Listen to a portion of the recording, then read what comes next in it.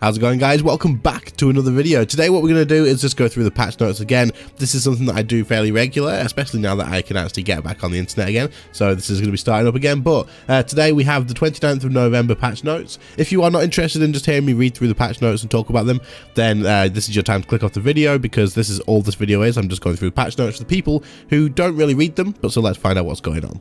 Anyway, so this one says, this week in RuneScape. Wind Tumbler, Yak Track, and Advent Calendar. So from that alone, we can already see there must be the Advent Calendar returning. We'll probably find that further down, but let's have a look.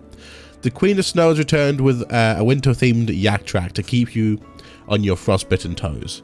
Take on her task for all sorts of enchanting prizes. Talking of treats, the annual Advent Calendar is back with presents every day until Christmas. Happy days. And if that's not enough, the Black Friday sale is here. In short, it's gifts galore and Santa's not even started loading his sleighs yet. So in the past few years, I think, it's only been a few years, there's been an Advent Calendar leading up to Christmas, and that is absolutely awesome as well. That is going to be starting, I believe that'll start on the 1st of December, but we'll see when we get down here. But let's start off with the Yak Track. That first hint of chill in the air, the frost on your breath, the promise of snow crunching underfoot. There's something magical about the arrival of winter, right? Puts us in the mood for frosty escapades. Well, if that's how you're feeling too, make sure you get on the latest Yak Track hosted by the Queen of Snow herself. The Queen, who has a new model, by the way, needs your help. Assist with her various tasks and you'll bag a whole host of wintry treats, including sublime Northern Lights themed cosmetics and pets. Plus a maximum 20% XP boost, so this is staying apparently. For those of you taking part in the Golden Party Hat Hunt, there's also a shard on the free track. You'll find it at task 15. So the XP boost seems to be staying that they introduced in the past, so I guess it is what it is. We're also debuting a brand new task called Secret Santa. As you can probably guess, it's all about giving and receiving, with lots of exclusive goodies in store for sufficiently generous scapers. Most wonderful time of the year in it. Wait, what? Most wonderful time of the year in it. Awesome. Okay, cool. Okay, so this Yak Track will end on January 9th, so you do have quite a while. A Premier Pass costs 2 bonds, or you can get it for free with the Premier Club, which is available now. Okay, so I mean, free with the Premier Club, or it's one of the benefits of buying the Premier Club, I suppose, but it is what it is. There you go. If you get the Premier Club, then you do get a Premier Pass as well. Okay, so Advent Calendar. The RuneScape Advent Calendar is back. Open one door each day until Christmas and reveal the prezzies within. And every time you open a door on the same day as the number written on it, you'll get a free treasure hunter key, as well as progress towards the grand prize, the Horizon Sword. Awesome. Do we get to see it? Doesn't look like it. There's also a different treasure hunter promotion every day of the Advent Calendar, so it's the perfect opportunity to catch up on any rare prizes you have missed through the year. So this does say through December. Where did it say that? Yeah. Daily delights throughout December. I'm assuming this will start in December and not today. I haven't logged in yet, but yeah, I'm assuming that will start on the 1st of December. Marketplace updates. New costumes. Okay. Solomon Store has some new items for anyone with the heart of a storyteller. The Troubadour outfit and the Teller of the Tales rest animation. They're kind of cool. They're very simple, but they're pretty cool. I like that. That's pretty nice. So you get the hat, the shirt, the trousers, and the boots. And you also have the rest animation, which is on a little chair. Oh, with a book. Okay, that's pretty cool. The Black Friday sale continues until December 10th. Get up to 75% off everything from cosmetics to bank space and beyond. So if you've not actually been in the Black Friday sale on the Solomon Store yet, if you've collected any rune coins up across like all the events they've done with Prime or the Steel Series stuff, you want to go take a look at this, because I managed to get a hell of a lot of bank space and it was ridiculously cheap. So go through this, go on the Solomon Store, you can access it in game, and honestly, have a look through. There's some cool stuff. If you like your cosmetics, you can get cosmetics, but otherwise, you can get great bank space, you can get some pets and stuff, so it's definitely worth having a scroll through. Golden Party Hat Hunt. Don't forget, the Golden Party Hat Hunt continues until January 3rd. One of the must-haves hats of RuneScape Legends could be all yours. All you've got to do is find 8 shards hidden in tasks throughout the game. Some of the shards come from drops, but not to worry, even the most mirror-smashing bad luck sponges among you all are protected. As you continue to train a skill or complete clue scrolls, the likelihood of receiving a shard grows exponentially. Basically, anyone actively playing throughout this event should be able to get their hat. What they're saying here is, obviously, it's continuing on, and for the people who are saying, oh, I'm just getting so unlucky with this, to keep going, because the longer you spend doing stuff, like, it increases the drop chance of getting that, so you will get one eventually. Okay, now we can move to the actual patch notes. Fixes and improvements this week's game update. Okay, so we've got the daily challenges change. This is probably going to be huge. Yeah, there's a lot here.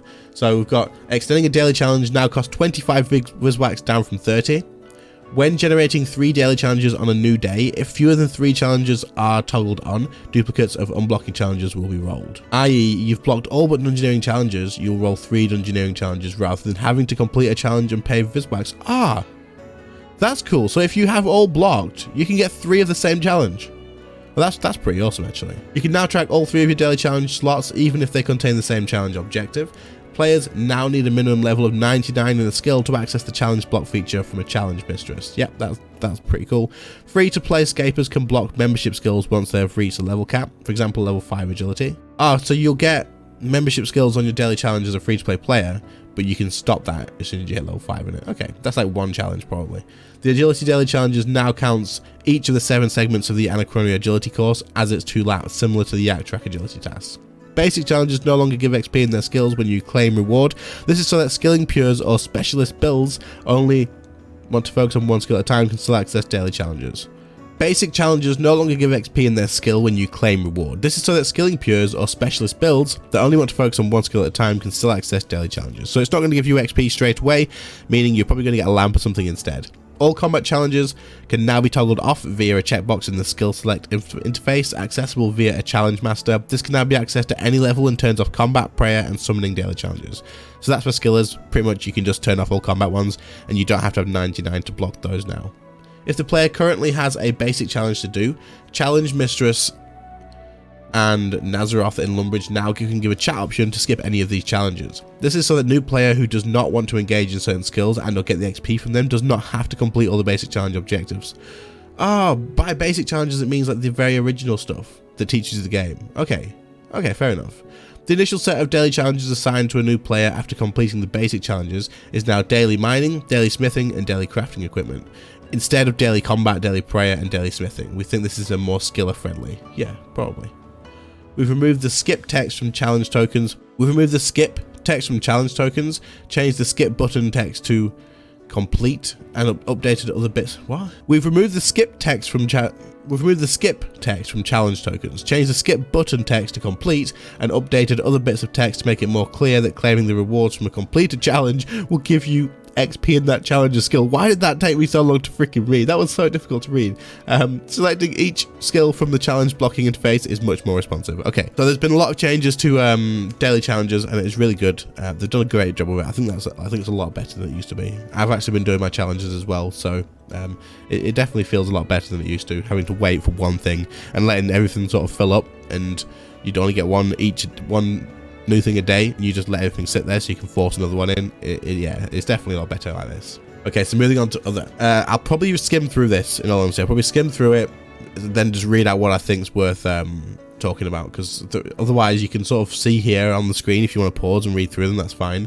But otherwise I'll just read through and talk about the ones that I think need mentioning.